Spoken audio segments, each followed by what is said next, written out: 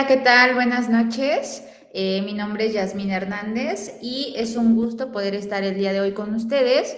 Agradezco a Farmacias Biorrenal por la invitación y vamos a estar platicando un ratito acerca de este tema muy importante que les voy a compartir. En este caso vamos a platicar un ratito acerca de lo que es el azúcar, los riñones y el hígado como una oportunidad de prevención y como una forma en la que nosotros podemos mejorar toda esta parte de estas enfermedades. ¿Cuál es el vínculo entre el azúcar y la salud? El consumo excesivo de azúcar, especialmente en el contexto de la diabetes tipo 1 y tipo 2, es un factor de riesgo importante para el daño renal, sobre todo cuando hablamos de nefropatía diabética, ¿no? Y reconociendo que esta es una enfermedad muy común en este tipo de enfermedad como es la diabetes, hepáticos como el hígado graso. ¿Qué nos dice el consumo de azúcar a nivel mundial? El consumo mundial de azúcar es alto y sigue creciendo, sobre todo en países como India, Unión Europea, Estados Unidos y Brasil, así como Latinoamérica, que es la región que más consume per cápita, destacando por su alto contenido de bebidas azúcares, pues el país de México. El consumo global per cápita ronda los 24 kilogramos por persona al año y se espera que aumente impulsado por el crecimiento poblacional y la industria alimentaria. Y pues esto se da sobre todo por el crecimiento poblacional y la industria alimentaria en países en desarrollo.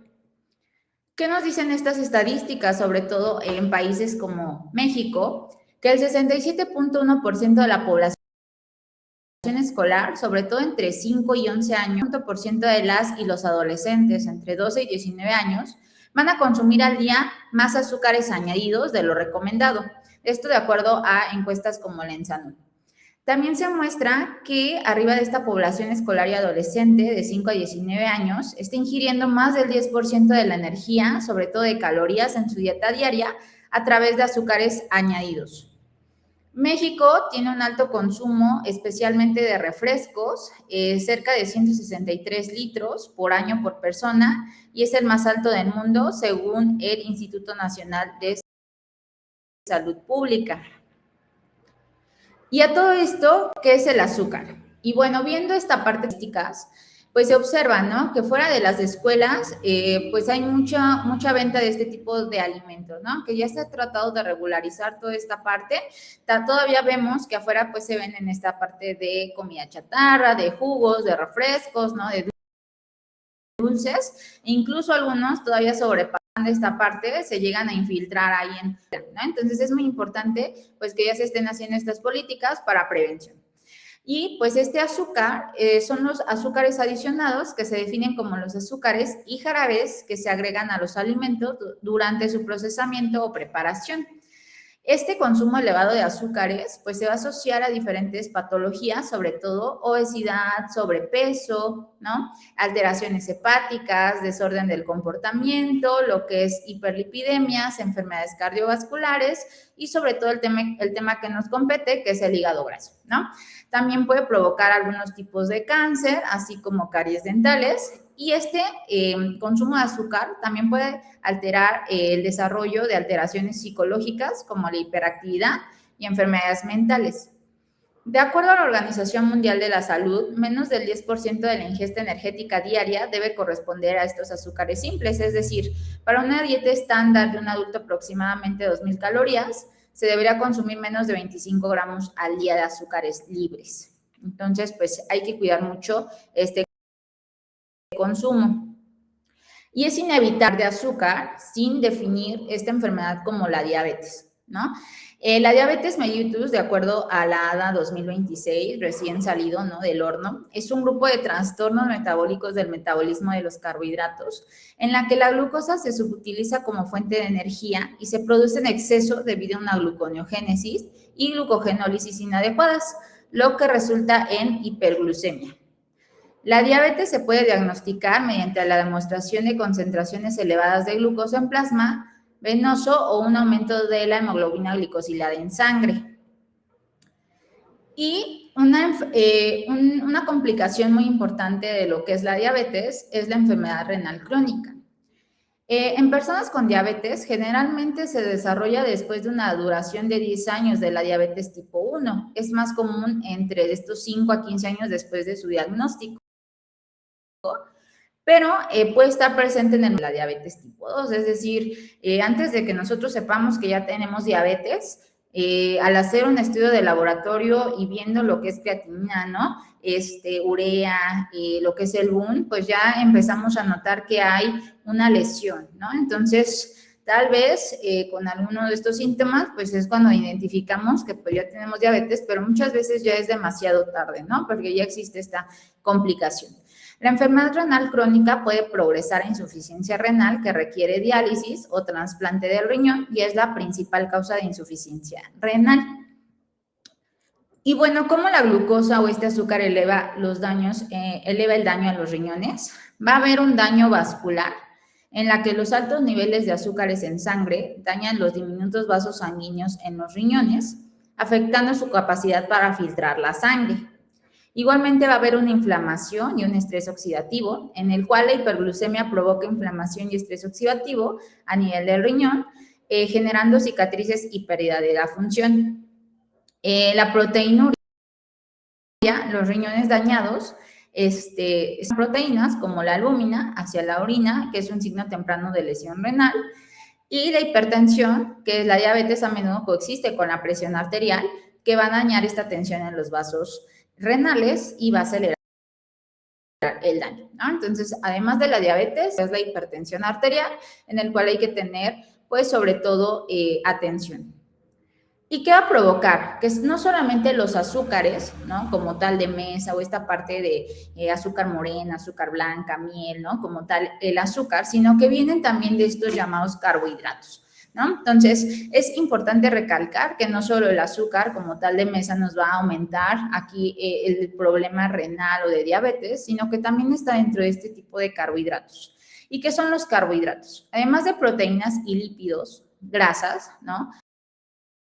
Los carbohidratos o hidratos de carbono entran en la mayoría de los alimentos y estos representan parte de nuestra alimentación. Es posible que nos podamos encontrar en lo que es el pan integral, las tortillas, el arroz, la avena, las frutas, la leche, el yogur, ¿no? Este tipo de carbohidratos, las frutas que nos van a generar también que en exceso provocar enfermedades como el hígado graso o incluso diabetes que nos originan la enfermedad o lesión renal.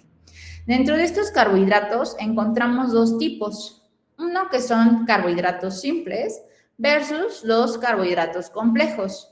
Los carbohidratos simples son alimentos de fácil absorción o de muy rápida absorción y pues es notorio, ¿no? Que son regularmente pues estos alimentos más ricos, ¿no? Lo que son las donitas, las papitas fritas, las galletas, el pan como tal blanco, ¿no? O este tipo de pancitos dulces, los refrescos, chocolates, ¿no? Este tipo de carbohidratos que no precisamente nos van a aportar un nutriente, ¿no? O están más disminuidos tanto en fibra, pero sí nos aportan gran cantidad de energía que pues puedan desarrollar este tipo de enfermedades. También existen los carbohidratos complejos, que estos nos van a proporcionar una lenta absorción de lo que es la fibra, ¿no? Entonces va a mejorar lo que es esta absorción. También nos va a ayudar a obtener ciertos nutrientes, hierro, vitaminas, minerales, en los cuales pues van a participar en diferentes situaciones.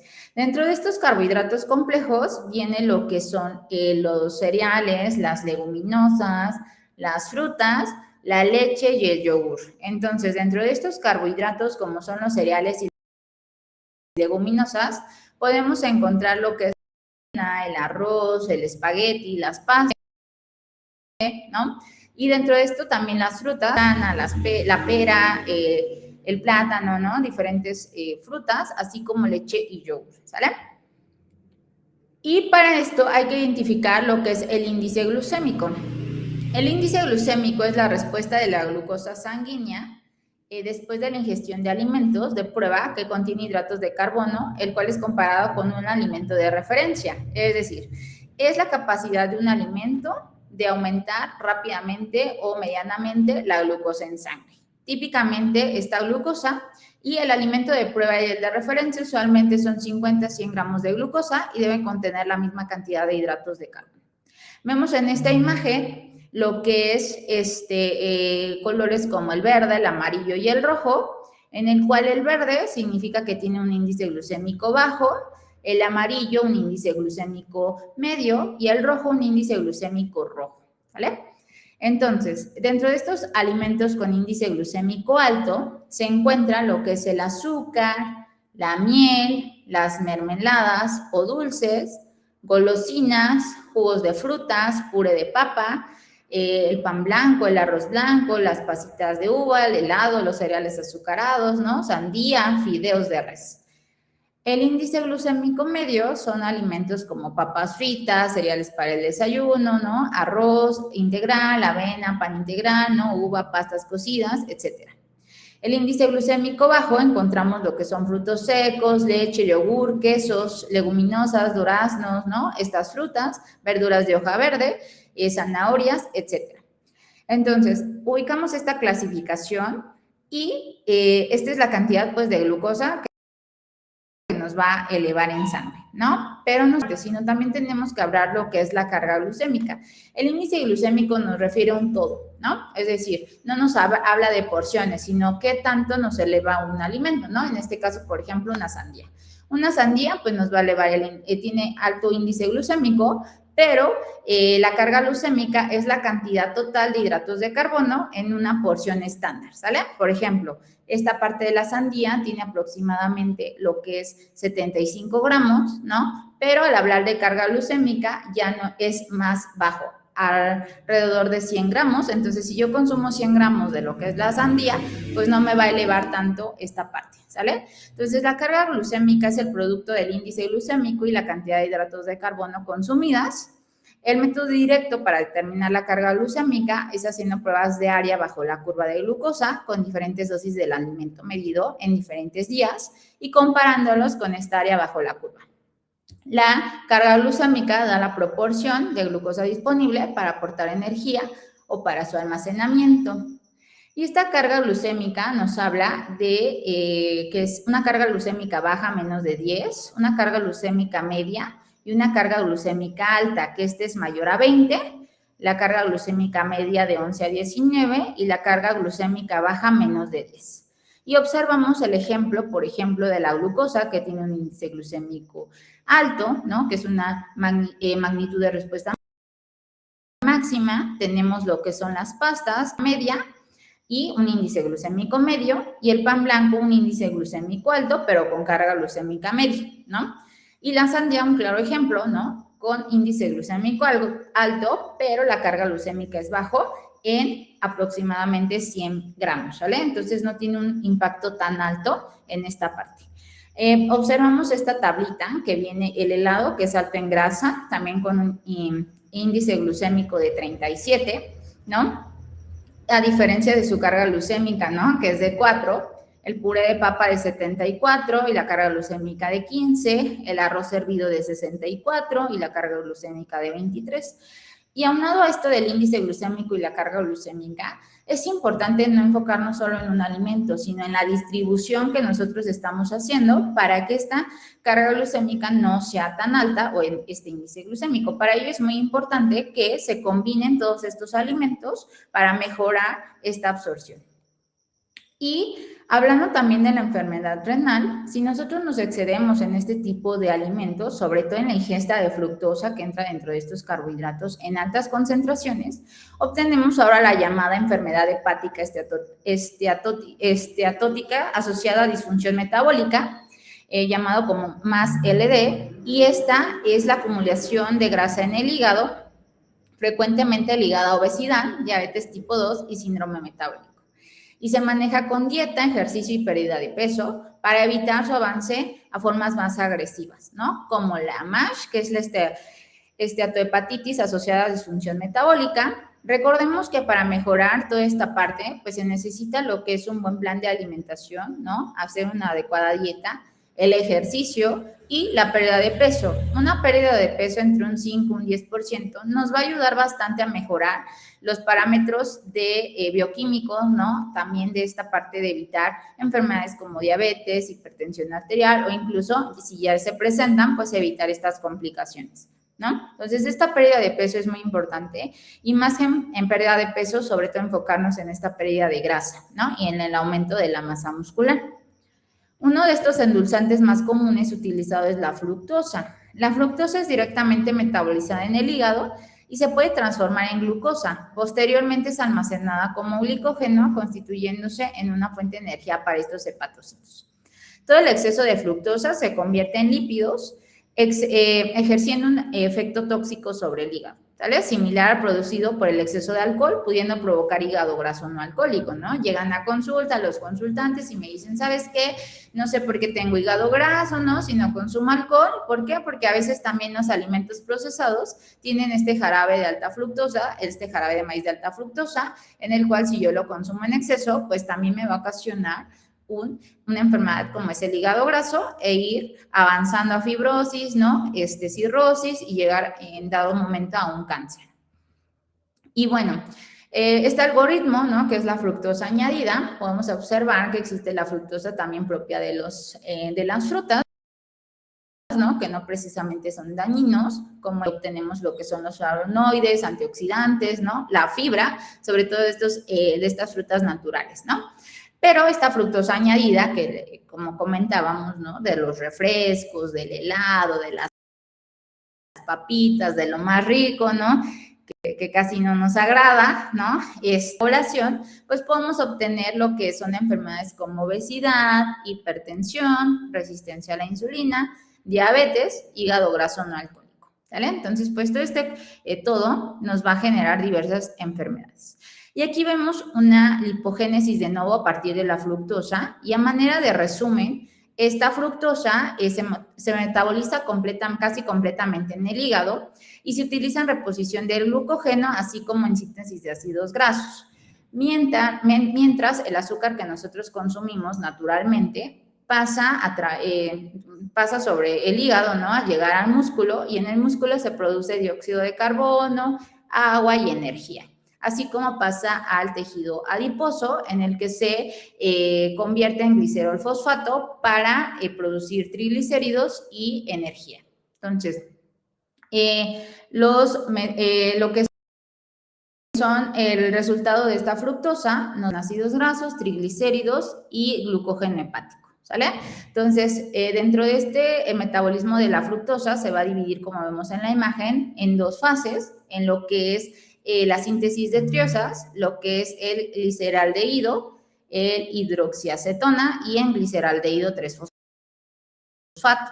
Y la segunda etapa convierten estas triosas en lo que es glucógeno y piruvato, ¿no? Para otra vez llegar a este ciclo, ¿sale? Entonces es muy importante también conocer un poquito de esta bioquímica, ¿no? Para entender por qué se dan este tipo de enfermedades.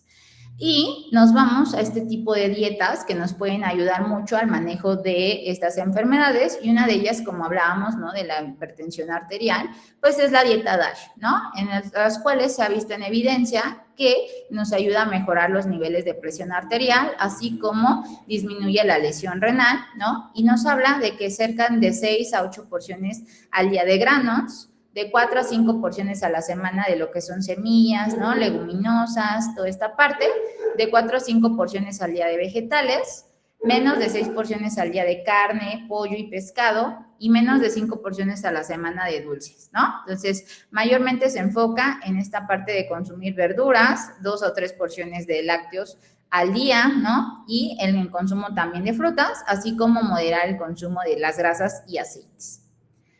¿Qué evidencia existe en cuanto a los beneficios de esta dieta, ¿no? Y sobre todo también de la dieta mediterránea?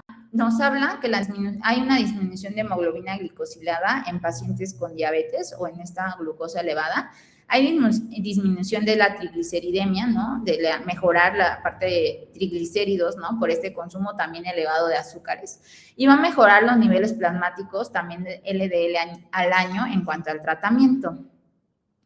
Vemos también aquí la dieta mediterránea, en el cual es un estilo de vida actual, en el cual también nos basamos, en el cual se observa en la parte de abajo lo que es la actividad física, el adecuado descanso y una buena convivencia, así como observamos también la parte de agua, infusiones, ¿no? Vamos escalando hacia frutas, 1 o 2 porciones al día, verduras con una variedad de colores o texturas, el aceite de oliva, ¿no? Se enfoca mucho en este tipo de grasas, otros cereales, ¿no? También lo que son frutos secos, semillas, aceitunas, ¿no? Especias como ajo, cebolla, los derivados lácteos, ¿no? Que son de 2 a 3 tacitas máximo, las carnes, ¿no? Como el pescado, el huevito, ¿no? Lo que son estas leguminosas, lo que son también moderar las carnes rojas, ¿no? No más de 2 veces a la semana o estas carnes procesadas. Y por último, lo que son pues dulces o alimentos altos en azúcar. Así como también hace énfasis, pues en un vino, el consumo de vino respetando esa parte de las costumbres, ¿no? Y para todo esto es muy importante enfatizar en lo que es el método donde mayormente observamos que tenemos un 50% a base de verduras, una cuarta parte a base de proteínas y la otra cuarta parte a base de carbohidratos, ¿vale? Entonces, de esta manera vamos a mejorar lo que son el índice glucémico de los alimentos, ¿no? Esta carga glucémica y también lo que es la prevención, ¿no? De estas enfermedades. Entonces, de esta manera tenemos que observar tanto desayuno, comida y cena, porque muchas veces el desayuno es el pancito con café, ¿no? Las galletitas y el café, y en la noche igual, ¿no? El pancito, el cafecito, ¿no? Y en la comida es donde enfatizamos la proteína y el carbohidrato, ¿no? Entonces, siempre tanto estos 3 tiempos de comida se tienen que observar de esta manera. Y tenemos que entender que dieta, pues, es el conjunto de alimentos y platillos que consumimos todos los días, ¿no? A diferencia de cumplir con un plan de alimentación o mejorar estos hábitos alimentarios, que son un conjunto de estas conductas adquiridas, ¿no? Por un individuo y la repetición de estos actos. Esta dieta tiene que estar completa, tiene que ser inocua, es decir, una dieta limpia, una dieta adecuada de acuerdo a tus actividades, ¿no? A tu edad, a tu estatura, ¿no? Tiene que ser variada, no siempre enfocarnos en un solo alimento, ¿no? Que la manzana, ¿no? Que la lechuga, etcétera. Y tiene que ser equilibrada, ¿no? Con todos estos nutrientes. Y vemos platillos saludables como algo tan simple en el desayuno como una torta, ¿no? De jamón, con lechuga, con aguacate, ¿no? Con algo de jamón, de pollo, de huevito, nos puede ayudar a mejorar todos estos niveles de glucosa, así como una comida, ¿no? Rica en verduras, proteínas, carbohidrato, y en la cena unas 2, 3 quesadillas de queso panela, ¿no? De lo que es este aguacate y una salsita, va a mejorar mucho estos niveles, así como utilizar colaciones como a base de cacahuates con una fruta, el yogur con unos cacahuates, o bien también el consumo de estas bebidas como agua de Jamaica, de limón, de pepino con limón, algo de tecito sin azúcar, incluso el café. Se ha visto que en enfermedades de hígado graso, cuando ya están presentes, mejora también, se ha observado que el café ayuda bastante a mejorar el proceso, ¿no? O sea, que llegue a avanzar. También los quesos ayudan bastante en esta parte, quesos blancos sobre todo, como queso panela, requesón, queso cottage. Entonces, este tipo de alimentos, pues, son una prevención, ¿no? Algo muy sencillo como unas quesadillas o una torta, ¿no? ¿Y cuál es la mejor opción? Pues muchas veces vemos el agua de Jamaica versus un jugo de naranja, ¿no? ¿Cuántas naranjas creen que estén exprimidas en este vasito, ¿no? Entonces, aproximadamente unas 3, 4 tacitas, 4 piezas, ¿no? De naranja. Y al día, en una población de una dieta de 1500, pues son 2 porciones al día, ¿no? Entonces, en un vasito de jugo ya me estoy excediendo en la cantidad de azúcar que debo de consumir, ¿no? A diferencia de una agüita de Jamaica, de limón sin azúcar, que nos puede hidratar un poco mejor y no nos ocasiona un incremento de azúcar. Y entonces, ¿cuál nos va a convenir más? Este huevito a la mexicana o un tamalito, ¿no? Sobre todo ahorita en estas fechas decembrinas, con todas estas posadas, todos estos eventos, ¿no? La cena navideña de Año Nuevo en el que pues comúnmente observamos aquí los tamales, ¿no? Entonces, recordemos que cuenta mucho también la frecuencia y la cantidad, ¿no? O sea, si yo me como un tamalito de vez en cuando, pues no me va a pasar algo a diferencia de que lo consuma diario, ¿no? Pero, pues sí nos va a convenir siempre más una proteína con alguna verdurita y nuestros carbohidratos. ¿Y qué pasa cuando comemos fuera de casa? Pues tratar de elegir este tipo de alimentos, ¿no? Por ejemplo, si voy a un puesto de quesadillas, ¿no? Elegir estas quesadillas bajas en grasa, que no vengan fritas, ¿no?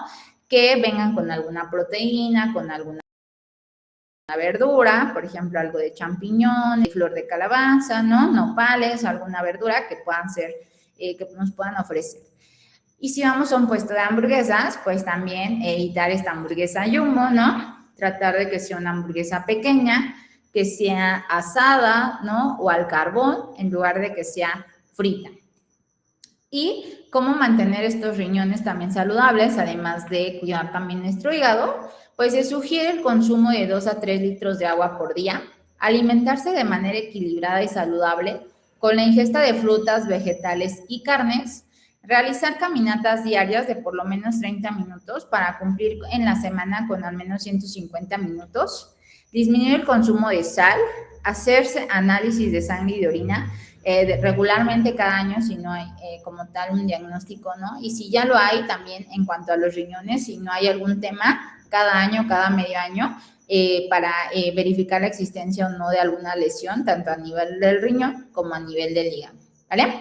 Y es muy importante pues beber esta agüita, ¿no? Y sobre todo ahorita en temporada de frío, que a veces no se nos llega a antojar mucho o a los consultantes, pues sí tratar de cuidar mucho el consumo, entibiar el agüita, buscar otras alternativas como el tecito, infusiones para mejorar la hidratación o también tener un apoyo de electrolitos, ¿no? De estos sin azúcar para mejorar esta parte, ¿no? Entonces, recordando, pues evitar estos puntos importantes, pues esta población, sobre todo en niños, son en donde se ingieren un poquito más de estos azúcares simples y la recomendación es siempre cuidar los tiempos de comida también, lo que son desayuno, comida y cena, evitar estos ayunos prolongados y tratar de mantener de manera equilibrada y saludable esta ingesta de verduras, ¿no? A través de dietas mediterráneas, ¿no? De dieta DASH, pues el control de nuestros alimentos.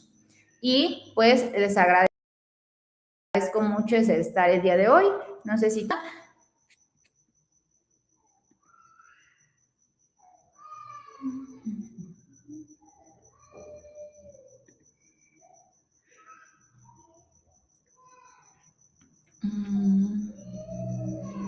Y bueno, aquí hay algunas preguntas y qué estudios de laboratorio nos ayudan a saber si tenemos un daño en el riñón, sobre todo el examen general de orina para ver que no haya proteína en orina, también lo que es la creatinina, lo que una de elementos, al menos, ¿no?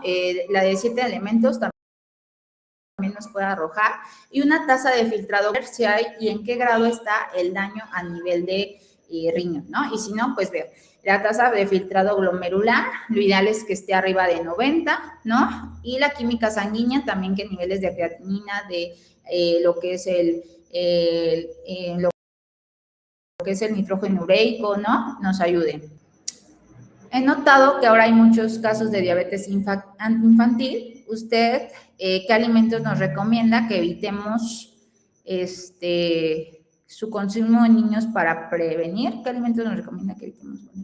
Sobre todo, pues estos dulces, ¿no?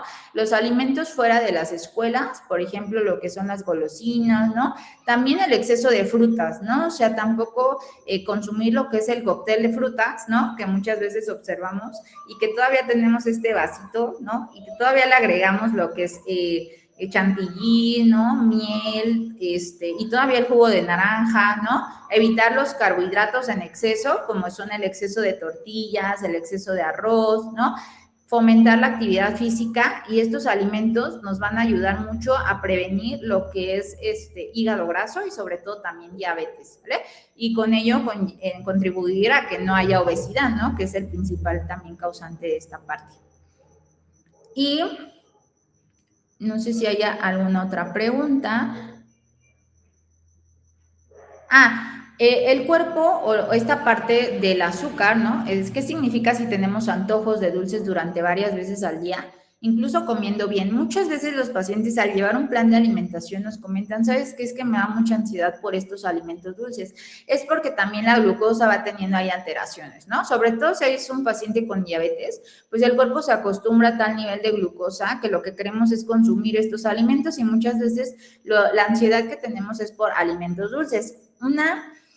Una parte importante es combinar o mejorar la elección de estos alimentos consumiendo lo que es una fruta, ¿no? Elegir lo que es alguna agüita de sabor, ¿no? Bueno, sin azúcar, ¿no? Que nos pueda contrarrestar esta parte del antojo dulce, ¿no? Pero también el cuerpo tiene memoria, ¿no? Entonces, si es una persona también con obesidad, ¿no? Pues muchas veces se acostumbra a que, pues dice, híjole, aquí me falta algo, ¿no? Entonces, lo que queremos es consumir este alimento o muchas veces tenemos este error, ¿no? De las prohibiciones, ¿no? ¿Sabes qué? Nada de pancito, no nada de esto. Y pues a veces entre más nos digan que no se puede, pues a veces se nos antoja más, ¿no? Lo prohibido es lo que más se nos antoja aquí. Entonces, pues sí es muy importante cuidarlo. Otra pregunta. ¿La dieta DASH podría ser adaptada a alguien con enfermedad renal? Claro, sí, 100%, ¿no? Porque la enfermedad renal también muchas veces es a causa de la hipertensión arterial. Entonces, no nada más por la diabetes, ¿no? Sino también estos niveles alterados de azúcar nos pueden generar presión arterial elevada o esta obesidad. Y esta dieta DASH, que es baja en sodio, enlatados, mejorar el consumo de verduras, ¿no? El cuidar los cereales y evitar alimentos ultraprocesados sobre todo, ¿no? Y estos aderezos, ¿no? Lo que es jugo maíz, salsa inglesa, todos estos alimentos que claro, nos van a ayudar bastante a mejorar esta lesión, ¿no? Por ahí.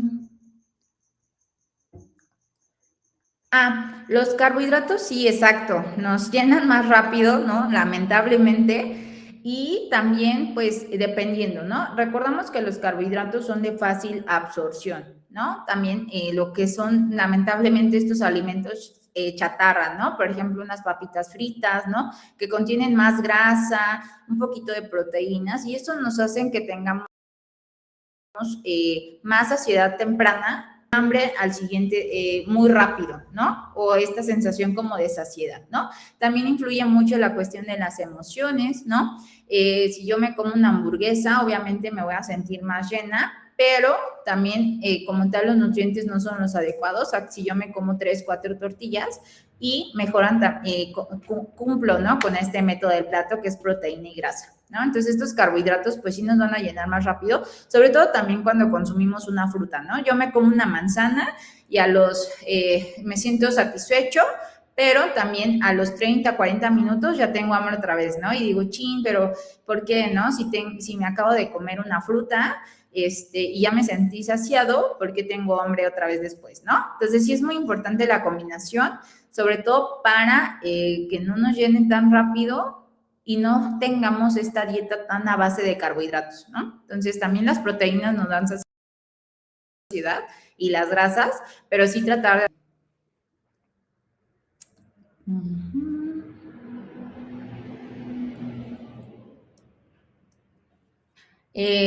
No, de nada, un gusto estar con ustedes. Y pues sí, normalmente siempre en la familia hay un paciente con diabetes, ¿no? O tenemos el riesgo de diabetes, ¿no?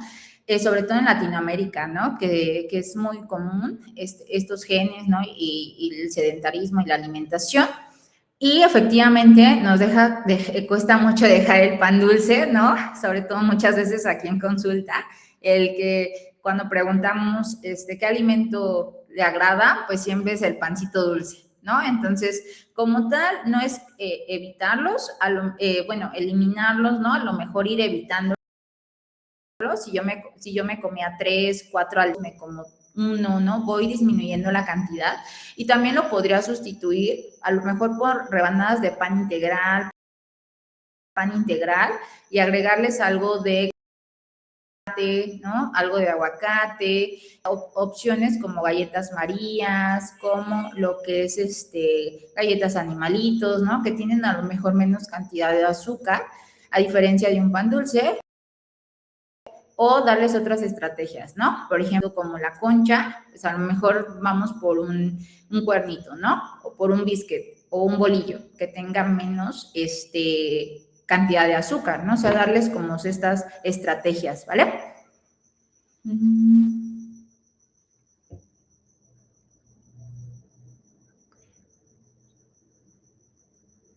Exacto, ¿no? Sobre todo en estas fechas de sembrina, que está todo dar todas estas pláticas, ¿no? Pues regularmente ya nos vemos hasta enero y pues es donde nos dicen, ¿sabes qué? Me costó mucho en diciembre por estas posaditas, ¿no? Por estos alimentos y sí evitar ciertos alimentos que podríamos usar en un ponche, sobre todo, por ejemplo, evitar el piloncillo, el azúcar morena, mascabada, blanca, estos dos, la miel, todos estos por igual nos van a elevar el azúcar. Entonces, no por agregarle azúcar morena, piloncillo o azúcar blanca, pues vamos a reducir los niveles de azúcar, ¿no? Nos van a elevar igual. Podemos de azúcar, ¿no? Por ejemplo, Splenda, stevia, canderel, o bien consumir el ponche, pero lo ideal del ponche es una tacita más o menos de lo que son 240 mililitros, ¿no? Y del ponche, mayormente que sea fruta en lugar del jugo, ¿no? Porque normalmente consumimos más el jugo que la fruta. Entonces, sí es muy importante que sea más fruta que jugo.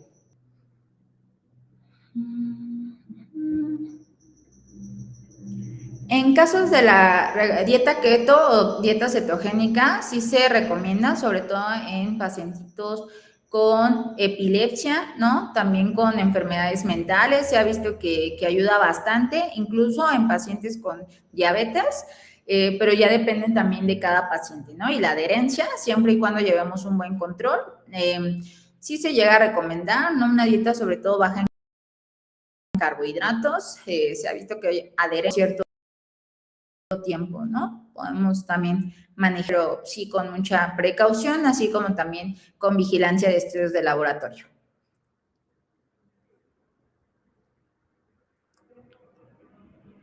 No, de qué, un gusto por estar con ustedes y poder brindarles un poquito de toda esta información. Espero les podamos ir ayudando y pues es un gusto y un placer poder compartirnos este granito de arena y que les haya ayudado bastante.